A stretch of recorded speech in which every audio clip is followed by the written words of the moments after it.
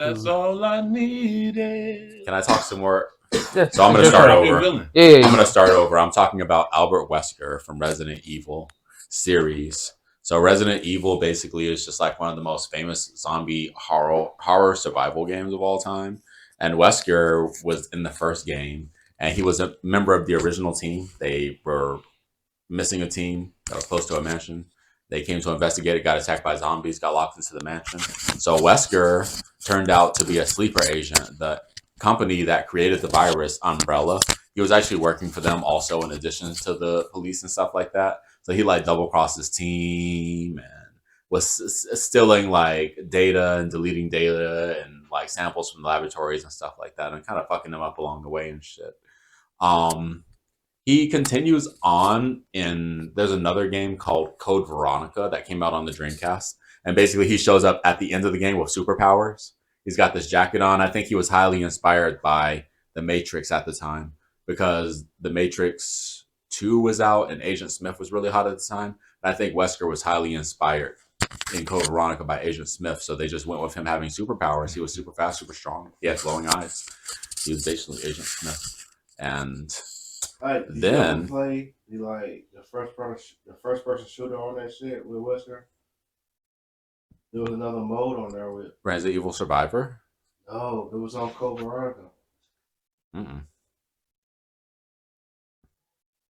But I picked Wesker out from Resident Evil, and I don't really know what his origin story is, but I just know that he's just a pretty fucked up individual. The way he is able to betray his teammates, the way he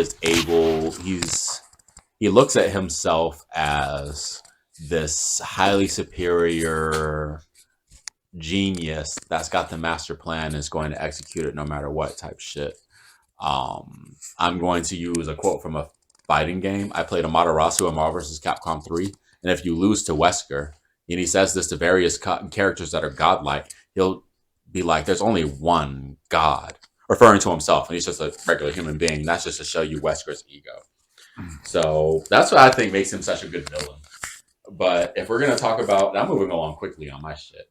If we're going to talk about Wesker's most badass feat, I want to refer you guys to a game called Resident Evil 5. Resident Evil 5 was a co-op game where you take control of Chris Redfield and his partner at the time, who I cannot remember the name of. And it's a co-op game, and you go throughout the game, and at the end of the game, close to the end of the game, you fight Wesker, and not just Wesker. Wesker has captured one of the main characters of Resident Evil, Jill Valentine, one of everybody's favorite characters. And not only has he captured her, but he like put like this fucking parasite on her chest that's like mind controlling her. So you and your partner have to fight Wesker and Jill in one-on-ones. And Jill also has superpowers now too. Run the ones, nigga. Run the ones. It's so amazing that he was able to do that. And they showed through a flashback that Jill like tackled him out of a window. Last time they got into a fight, Chris and Jill and Wesker or something, but he managed to come out on top of that. And he basically got murdered in a volcano. He was trying to create his own version of the zombie virus that gives you superpowers, is what gave him superpowers.